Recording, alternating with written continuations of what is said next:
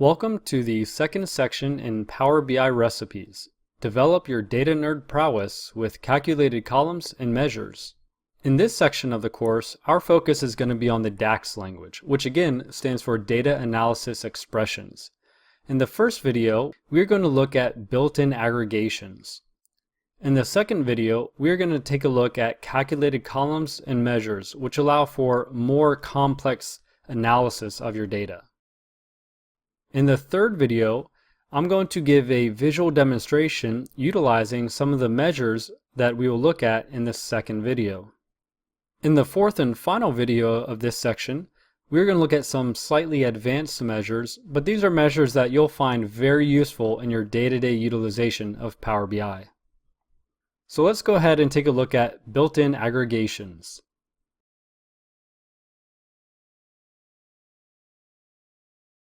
The power of built-in aggregations in the Power BI desktop is that it allows you to gain valuable insight in a matter of seconds. Additionally, you can add calculated lines such as average lines to your visuals to give greater insight and context to your data. Let me go ahead and demonstrate what I'm talking about. So here we are in the report view of the Power BI desktop, and as you can see, I've already imported some sample sales data that I got from contextures.com. So in order to demonstrate the built-in aggregations in Power BI, let's say that I want to look at sales by region. So I'm going to click on region here and sales and just enlarge this and then increase the font size so that you can see it more easily. So here we see that the sales were automatically summed. Here we see the sum of sales by region. If I go over here to the Fields tab, click on Sales, we see that Sum is checked.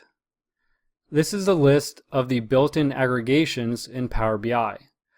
So let's say that we want to look at average. Now we see the average of sales by region, or the count of sales by region. Or even further, let's say we want to show the value as percent of grand total. Here we see that the central region makes up over 55% of the sales in our portfolio. Let's go ahead and go back to sum, and we'll get rid of this percent of grand total. And let's view this as a column chart. Let's add some data labels. Turn data labels on. And we're going to increase the size so you can see them more easily. Now, one of the neat things about Power BI is if you go to this Analytics tab here, we have different calculated lines we can add to our visual to give more context and insight to our data. So in order to demonstrate, let's click on Average Line and go to Add. Now we have an average line in our visual. This represents the average of the sales data in this view. And you can, of course, change the color, the transparency, and so forth. Let's add a data label to the average, which appears here. Already our visual is looking pretty neat and we're getting some valuable insight. So let's say that we want to be able to drill down further. So let's go back here to the Fields tab, and we'll move Rep below Region. Then I'm going to click on this drill down here. Let's go over here to the Paintbrush, which is the Format tab. Go to X-axis, and this Concatenate labels, we're going to turn that off. Now we see the regions appear below the sales reps. So here we see all of the sales reps for the central region, all of the sales reps for the east region, and all of the sales reps for the west region.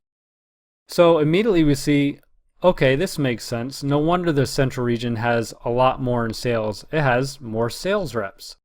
Additionally, we can see that these sales reps are above average and these sales reps are below average. So there's a lot that can be learned from your data simply by making use of the built-in aggregations in Power BI Desktop. So in this video, we looked at the built-in aggregations in Power BI Desktop, which allow for quick and easy calculations of your data. Further, we looked at calculated lines, such as an average line, that can be added to your visual to add additional layers of insight to your data. Lastly, we saw how you can layer the axis so as to drill down into your data. In this example, we saw how you can drill down from region to sales rep, looking at the sales reps represented by those regions. If you like this video, I really think you're going to like the next one, because there we're going to start looking at how to create calculated columns and measures utilizing the DAX language. And this allows you to perform more advanced calculations of your data.